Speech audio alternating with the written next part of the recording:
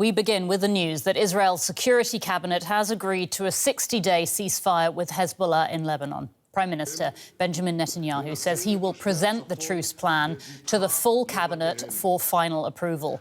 Hours earlier, Israel launched a barrage of strikes against Hezbollah targets in southern Beirut and warned people to leave the centre of the Lebanese capital.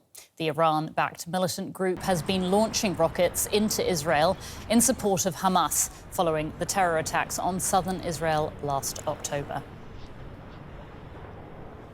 And DW correspondent Tanya Kremer is in Jerusalem and was following Prime Minister Benjamin Netanyahu's speech for us. Tanya, tell us more about what Netanyahu said. Well, he basically laid out his reasons now for, agreeing to this truce or a temporary ceasefire as we see it. He said he will get this to the cabinet for approval. And he addressed, of course, also the resident, especially in the north, for their situation they have been enduring over the past year. He said that the duration of this agreement depends on the developments in Lebanon, that Israel will maintain full freedom of action in Lebanon, and that Israel will attack or respond with full force if Hezbollah will violate the agreement. And he also explained why, the reasons for implementing a ceasefire now. He talked about that he wants to focus on the Iranian threat, but he, interestingly enough, he didn't really elaborate on that further. He also says that this will allow the troops to rest and replenish. Also, he talked about delays in getting weapons, and he said he wants to break the unity of the two fronts between Hezbollah in Lebanon and Hamas in Gaza. We don't know yet exactly when this will go into effect, but we also expect very soon a statement by US President Joe Biden in Washington, the US being part of these ceasefire negotiation and mediating the ceasefire. And Tanya, what is the reaction in Israel to all of this? Well, I think people here are trying now to understand, all the details, what this entails. So the reactions are still coming in. We had a first reaction here from the opposition leader, Yair Lapid, who basically said, that Prime Minister Benjamin Netanyahu brought the greatest disaster on Israel, but no agreement with Hezbollah will change that. And he also talked that there's a need now to bring the hostages that remain in Gaza home. But I think in general there is some cautious optimism on the one hand, but we also heard in the lead up to this some criticism also from some of the community leaders and mayors from the northern communities. They're very much concerned that Hezbollah could use, this time of 60 days or the coming weeks and months to rearm and regroup as well. They want to have and they want to see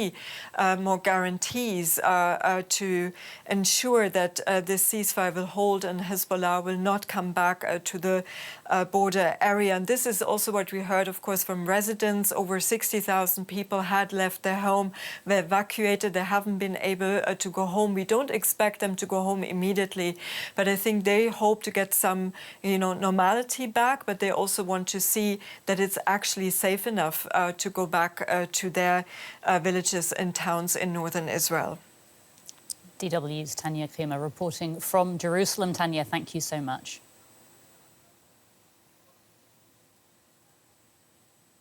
And we can go straight to Beirut now and speak to journalist Stella Menna. Stella, tell us, what is the reaction in Lebanon to this ceasefire deal? We have a first reaction from Najib Mikati, the caretaker prime minister of Lebanon. He called for an immediate implementation of the ceasefire.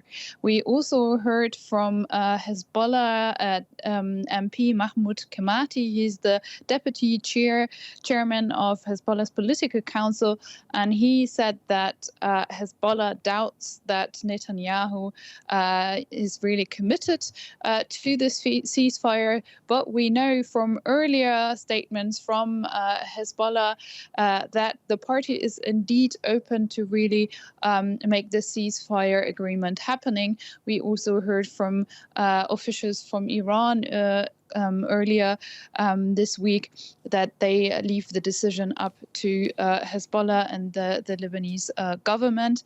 Among the people here in Lebanon, people really waited to hear from Netanyahu whether this agreement will actually come true or not. And people here are now interested in getting to know when the truce actually will start, as Israel is still heavily bombarding Lebanon and also parts of Beirut. Just a couple of minutes ago, the Israeli army carried out another airstrike in Hamra, a very residential and well-populated area in the city center of Beirut, and people are still scared, constantly checking the forced evacuation warnings that the Israeli army is sending out, and they really want to have some clarity on when the ceasefire agreement will actually start.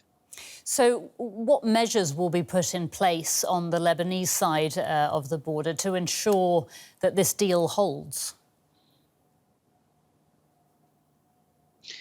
Well, we don't have any official knowledge on that yet, but as far as we know from other media reports, basically the ceasefire agreement goes down to an implementation of 1701, which means that once Hezbollah withdraws from the area and the region south of Litani River, the Lebanese army is supposed to go in there, take back control over the area, so that kind of a buffer zone will be created between the two countries.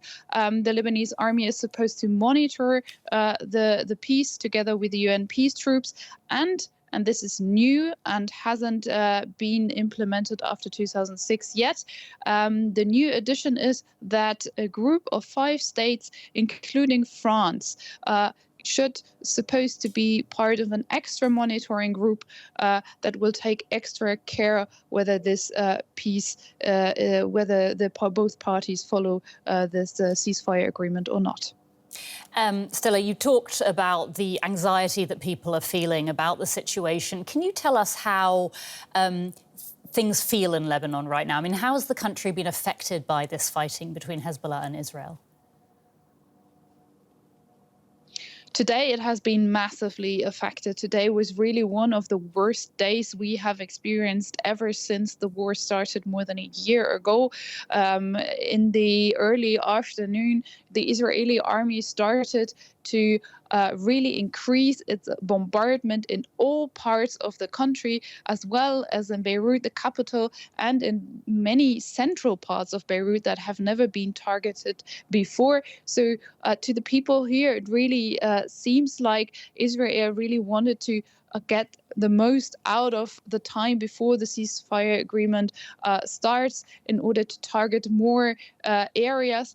And these forced evacuations warnings that I've spoken about earlier are really what people are looking at the moment, because they're coming in any minute, and it is affecting all the big cities, Saida, Sur, Baalbek, Beirut, and as I said, also areas that have never been targeted before. So panic is still out there because people still feel like they cannot trust really what is happening and that things will get better, and that they really have to stay informed on whether they can stay at home, whether they are still safe. And people are really hoping that this escalation today is the beginning of an end. Journalist Stella Mena reporting from Beirut. Stella, thanks so much for bringing us up to date. Benjamin Alvarez-Gruber is our correspondent in Washington, D.C. Benjamin, what role did the US play in these negotiations?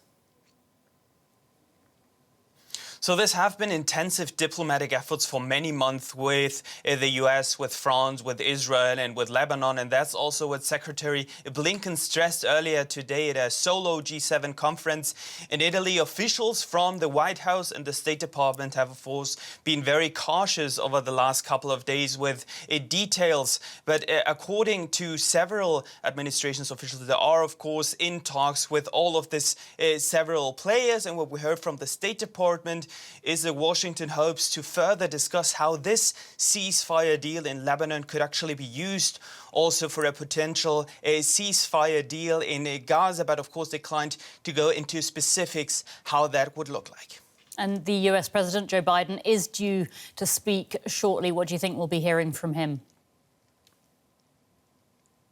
That's right. He will deliver remarks from the Rose Garden. Of course, for him, it will be important as the outgoing president to have this deal still as part of his administration. So he's expected to touch not only on the ceasefire deal that the Security Cabinet in Israel approved, but also assure that talks are ongoing with the incoming administrations, because we're hearing about these talks about a 60-day ceasefire, but Inauguration Day, so when President-elect Trump takes office, are only 55 days away. We've heard that from Secretary Blinken. He said he will go into details with Senator Marco Rubio, who President-elect Trump nominated for Secretary of State. There are no details there yet, but we can expect that talks are ongoing not just with the current, but also with the future administration here in the U.S.